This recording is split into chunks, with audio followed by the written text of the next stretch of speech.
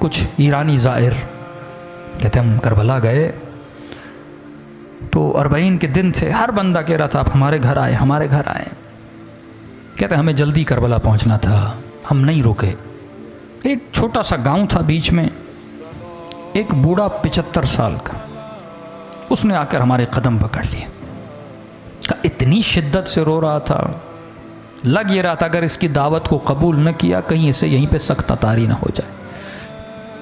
का ज़्यादा नहीं, बस आओ मेरे सुफरे पे खाना खाओ, अगर तू मेरे सुफरे पे खाना खाएगा मैं ऐसे महसूस करूँगा कि गोया हुसैन मेरे घर में मेहमान बन के आए हैं। खुलूस। हमने कहा बूढ़ा है, हमने कहा ठीक है खाना खाएंगे पर जल्दी निकल जाएंगे। ठीक है 1-2 घंटा आराम करो, अपनी जोराबे दो, मेले कपड़े दो, वो भी धुलने के लिए देता हूँ, थोड़े फ्रेश हो जाओगे, 2 लुक़मे खाने खाओ, मुझ गरीब का दिल खुश हो जाएगा। कहते हैं उसके घर हम चले गए, उसने कहा ठीक है मैं 1 घंटे में खाना तैयार करता हूँ।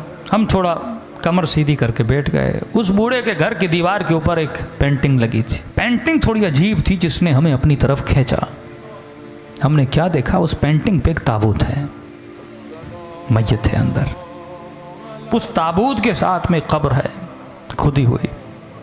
हमने कहा ये कैसी पेंटिंग है, लोगों के घरों में जाओ या करबला की जरिए ये चीज़ें हैं, लेकिन ये कैसी पेंटिंग है जिसमें ताबूत है, ताबूत के अंदर मैयत और सामने खुदी हुई कब्र है। बूढ़ा आया, हमने कहा बूढ़े बताओ ये पेंटिंग का माजरा क्या है। उसने कहा पहले खाना खा लो, कहीं ऐसा ना मैं बताऊं तुम रोने लगो। मौला के ज़ाहिर हो, सुकून से खाना खाओ।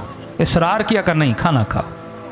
खाना खा लिया हमने कहा अब बता। कहा ये जो ताबूत देख रहे हो ये मेरा ताबूत है, ये जो कब्र देख रहे हो ये मेरी कब्र है। एक दिन मैं मर चुका था, मेरा जनाजा ताबूत में था, इसी तरह मेरी कब्र खुदी हुई थी।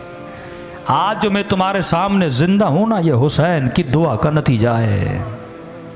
ऐसे कई मौजज़े हो चुके हैं। का ज़रा समझा तो कहना क्या चाहता है।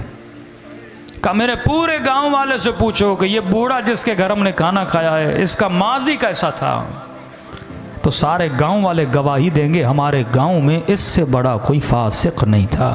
मुझे नहीं याद कोई ऐसा गुनाह था जो मैंने नहीं किया। मेरा हुसैन इब्न अली